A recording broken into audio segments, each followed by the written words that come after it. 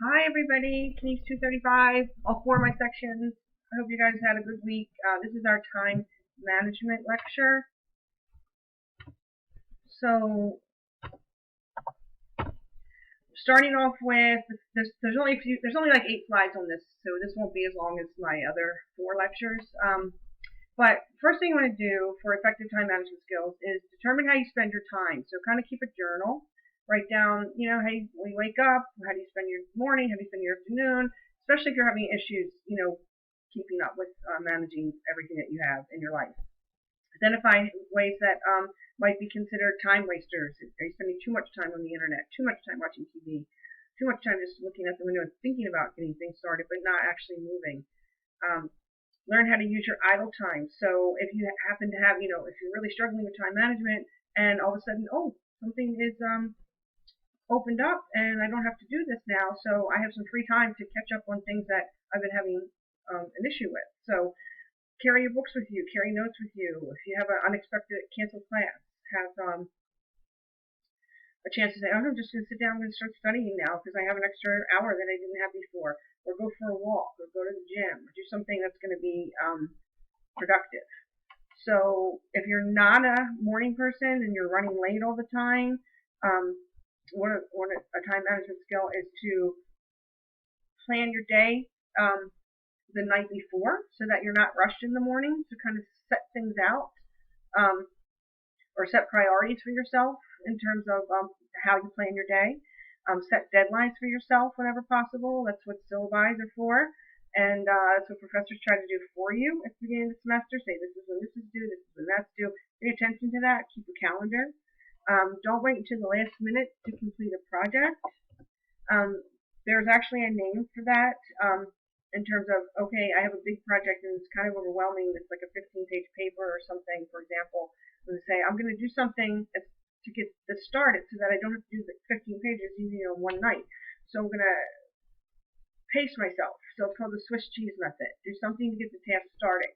Start with an outline. Brainstorm your topics. Outline. Rough draft your paper. Check your rough drafts. Don't wait till the last minute. So it's called the Swiss cheese method. Kind of cute little mouth here. Another thing is to keep a list of priorities. So it's called the ABCs of time management. You have an A list, which is, this is what I have to do today. If I don't do it today, there's going to be, some negative results. So this is my must do. My B list, this is what I have to do next week. Within the week, doesn't have to be today, but it has to be, on my list. That's my B list.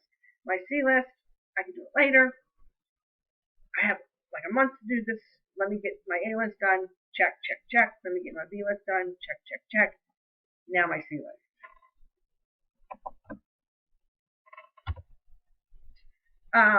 Here's some tips on how to reduce some stress, because time management always goes along with stress management.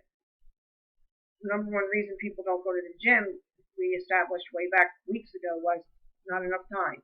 The number one reason people probably are having a hard time keeping up with things, they don't feel like they have enough time in a day. So here's some more time management tips. Reduce your stress by learning how to schedule things.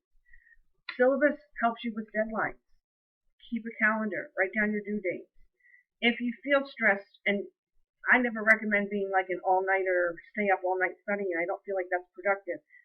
My time management tip, and it's not just mine, it's an actual tip that's been proven to be useful, is to have weekly reviews and updates. Review your lecture notes after class if you have time, so that you don't forget. You can write down, these are the important things. Just like when I teach you, this is a multiple choice question. This is a multiple choice question.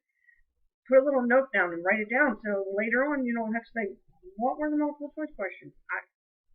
If I have time after class and take my notes, just give myself a few minutes, I will know them, and it won't have to be like catching up. Try to minimize your stress by avoiding overcommitment. Preserve contingency time to handle the unexpected. So if something happens, it's like, what happened with us being all of a sudden, one day we're in class, the next day we're not. That's an emergency. You have to handle the unexpected. Use your SMART acronym to help you set goals in terms of scheduling. Studying all night, studying for hours and hours and hours, eventually you're not going to be learning anything new. So plan breaks. Says every 45 minutes. It depends on your personality. It depends on you individualize to yourself. How long can you stay focused? When do you need to take breaks? You should be able to pick up cues in your own mental and emotional state in your body. I'm getting tired and nothing's happening. So learn how to take breaks. Don't just study forever because it's not productive, it's not useful. You need to study, but you need to pace yourself just like you do with the Swiss cheese method.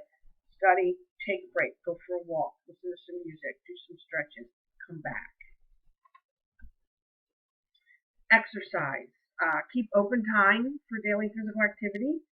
This class is all about managing and scheduling our day so that we have time for exercise. So keep open time in your schedule, physical activity every day. And it not only gives you a physical benefit, but it also increases your sense of well-being and helps with anxiety and tension. Can help accomplish, getting through a tough class or a day where all you do is study, study, study. It's not good for your body physically or emotionally, and it helps you get through maybe a tough work day. So exercise is definitely something that you need to fit into an everyday schedule, daily plan. And then the last slide is some tips. Get enough sleep. Be flexible. It's nice to have a schedule, but again, with that contingency time and something that's unexpected, you need to be flexible. Prioritize extracurricular activities. That's I meant to say activities. You have a lot of things going on. Look at your ABC list. What has to be done today? What has to be done this week? What can we waiting until next month? Prioritize your extracurricular activities. And as always, and particularly in these times, be kind to yourself. That'll help you with your stress, coping strategies, and it'll help you with your time management. And this was a quick one. So we only have one more lecture planned for recording, and that'll be next week. So have a good week. I'm just doing one lecture a week, and I'll talk to you guys later. All right, I'll send you an announcement on Monday. I'm trying to be really, really consistent with you all. I'm trying to give you just a 1 week at a time plan. All right, you guys. Bye.